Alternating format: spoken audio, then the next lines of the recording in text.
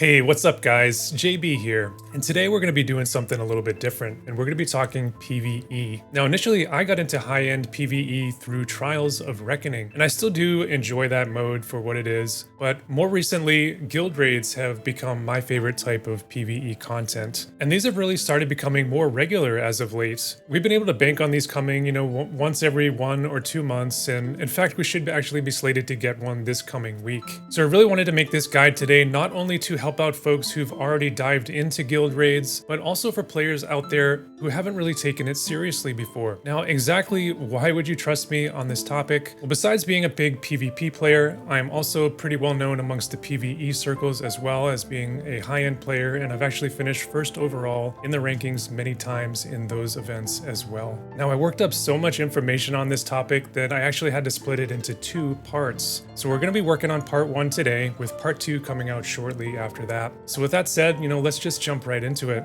But before we actually get into the guide, let's just talk for a moment about what exactly are guild raids. And basically what this is a score attack mode. Amongst your 5-person team that you put together, you're going to have a limit of 20 turns to do as much damage as you can, and you get 3 official attempts to do that per day. The nice thing about guild raids though is that there is actually a trial mode where you can test and perfect your strategy as many times as you want. These raid bosses do have an immense amount of hit points, especially as they get higher in level. So once you advance past the first level or 2, essentially you and your guild are all working together to take them down as quickly and as most efficiently as possible, and rack up as many points as you can along the way. So how exactly can you best optimize your damage and help your guild rise up in the ranking charts? And that's exactly what we're going to be talking about here today.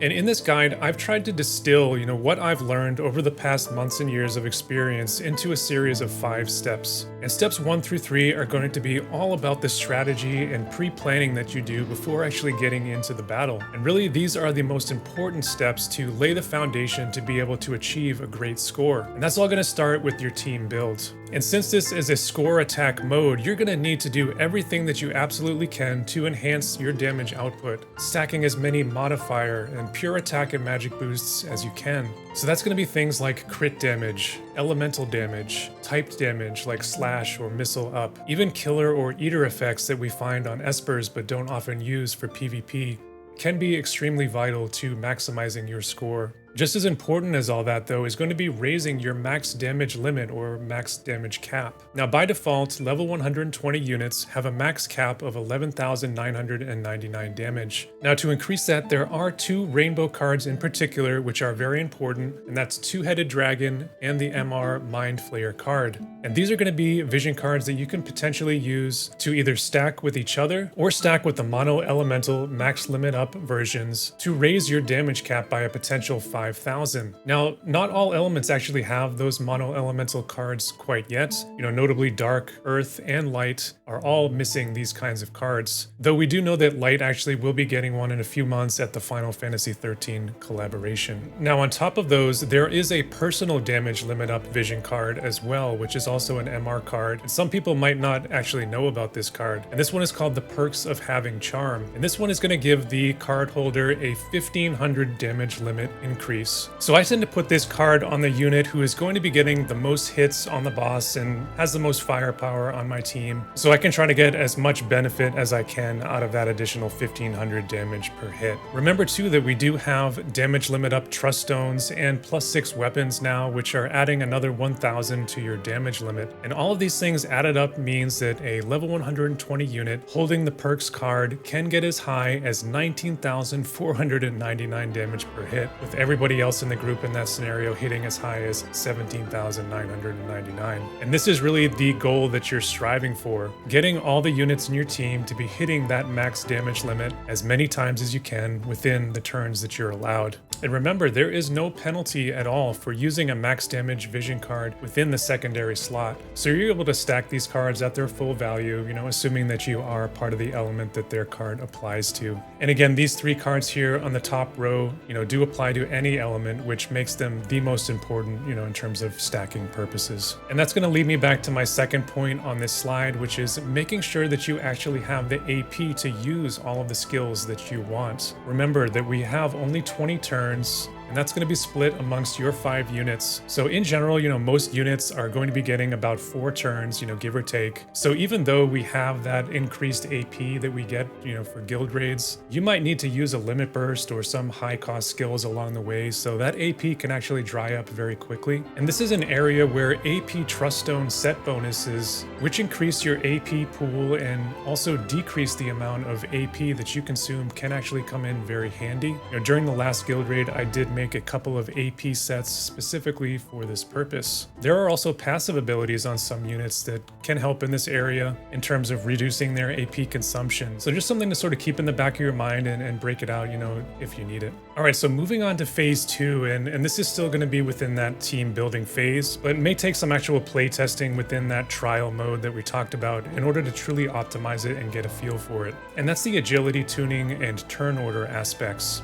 Now, how the turns play out in battle can actually make or break how quickly that you're ramping up and capping your damage. If you have a unit who's mostly there just to chain and maybe doesn't bring any applicable debuffs for that particular fight, they're not going to be doing as much damage as they can on those initial turns if they're opening up on the boss first, before any debuffs have been applied to it. So it's important to have some idea of how you want those initial turns to play out in order to maximize your damage. Now, to accomplish this, you're going to have to set each unit's agility to the proper level so that the turns go off exactly when you want them. And we do have various espers, as well as equipment with varying agility stats, and sometimes you actually have to make those units slower. So that's where crafting gear with negative agility stats can actually be very key. For plate wearers, an item like the golden armor, for example, or for cloth users, the mage's habit. Each of those has a -5 agility stat by default. So you can simply use just a level 0 version of those items and take that -5 so that you can tune your agility exactly how you want. Or you can take it a step further and use agility dwarven hammers on them to customize exactly how much negative agility stat that you want. For example, I have mage's habits ranging anywhere from -1 up to the full -5 agility on them so that I can fine tune the agility of my units and get them exactly where I want them in the turn order. And this actually ties in very nicely with the second point that I have here, which is it may not always be the ideal strategy to be faster than the boss that you're attacking.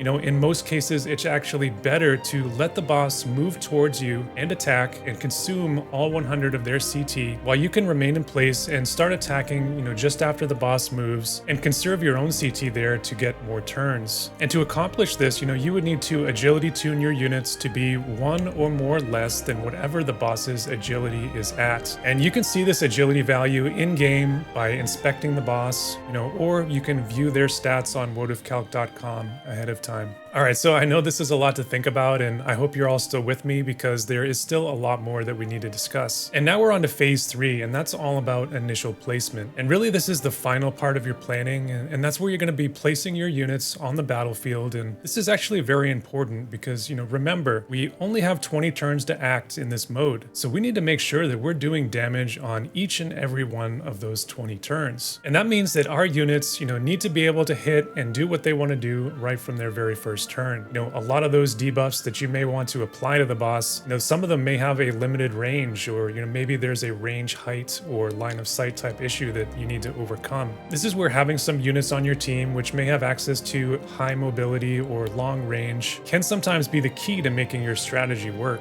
You can leverage those attributes, placing those units farther away from the boss to allow those units with maybe more limited movement or range to be closer to the boss so that they can do what they want to do on their turn 1. And I'll actually bring up a video here from the last guild raid. So you can see here that, I've carefully placed, all my units around the boss, to ensure that all of them are going to be able to get the skills that they want to, right off the bat on turn 1. Remember also that the placement of those units will have a direct impact on their agility and hence the potential turn order, and that's due to the unit affinity. You can see here in the case of Phoenix that I've separated everyone so that there is no initial affinity and so that the turns will go off exactly as I've planned. So that's just another thing to be cognizant of when you're planning your strategy, and especially during the later phases of battle, this can also have an impact when you may have several units clumped together, and that can have a potential impact on the turn order as well. One last point here on the positioning front, and this is related to counter abilities, and not only in placing your units in a position where they'll be able to pull off a counter, some counters actually have very limited range and where they'll proc off, but also in enabling those counters on your units. Retaliation type counters, things like counter slash are things that we don't typically enable in PvP, but these can actually be very important in terms of guild raids and really amping up and getting just a little bit more damage out. All right, so phase 4 is next, and we're actually going to be in battle now. And in our first turns, we're going to be wanting to apply all of those debuffs onto the boss. And of course, the more debuffs that you can apply, the easier it's going to be for you to cap your damage. And this is really particularly important for multi-hit attacks, where the modifier of that attack is going to be split across those multiple hits. For example, a skill like Dream Within a Dream, it's a 90% total modifier, and that's going to be spread across those 3 hits. So getting your defense and spirit breaks, your imperils for both elemental and typed damage, and lastly, any unit or area resist down that you may have access to. And of course, not all elements have access to all of these kinds of tools, especially on units who are also able to contribute multi-hit attacks to ramp up the chain on the boss. So just work in as many of these as you're able to while still being able to get as much damage out as you can via chain attacks. And again, I'm going to bring up my Phoenix video example here. And you can see I've placed Astrius here, so he's able to get his slash res imperil first onto the boss. And I follow that up by getting the water imperil from farm.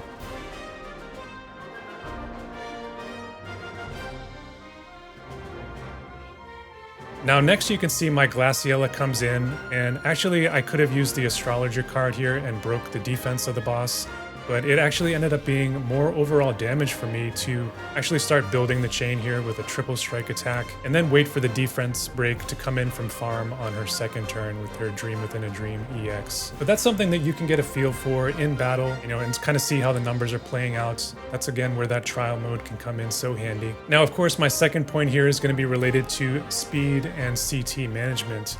And this is vital, as you saw in my video just there, Tidus was able to come in and apply his slow onto Phoenix. And these bosses are going to be susceptible to either the slow status or a combination of agility and CT down. So working those kind of debuffs onto the boss right away to limit the amount of turns that they can take is very, very important, because that's going to allow you to continue your chain without it breaking so that you can continue to max your damage. What are those bosses going to be susceptible to though? Is it going to be slow, or is it going to be CT down and agility down? And that's something that you're going to be able to see by inspecting the boss, within the game client. Or again, you can go to WoTV Calc, that's my preferred method as I'm sort of doing my planning for my team. And remember again here too, it can be very beneficial for your strategy to have the boss move to you and consume all of their CT. And that's something that you saw me do there in that Phoenix example. That way you're not going to have dead turns where you're having to use something like Steal Time, for example, which doesn't do any damage. Okay guys, now for phase 5, and this is the final one. And now that we have all of our debuffs applied and the boss's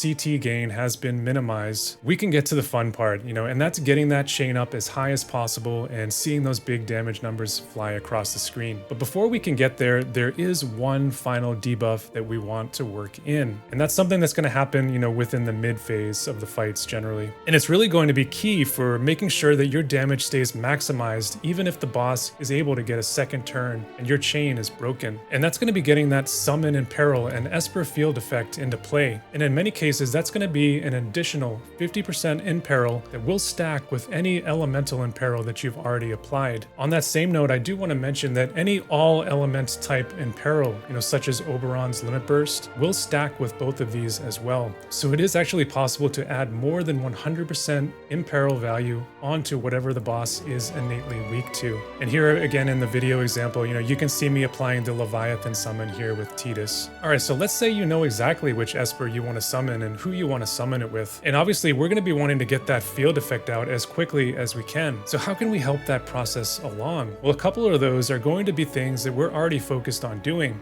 And that's using multi-hit attacks and critting as much as we can. Both of those things actually add more summon gauge than a normal attack. Another way of increasing the summon gauge faster is one that I think maybe some people out there don't know about, and that's hitting from either the back or the side. So on those initial turns, if you have a choice to hit from the side or the back, you definitely want to take it. And that's something you can see me here doing again in the Phoenix example. I'm leading off with Astrius, Farm, and Winter Ramada all hitting from the back on Phoenix.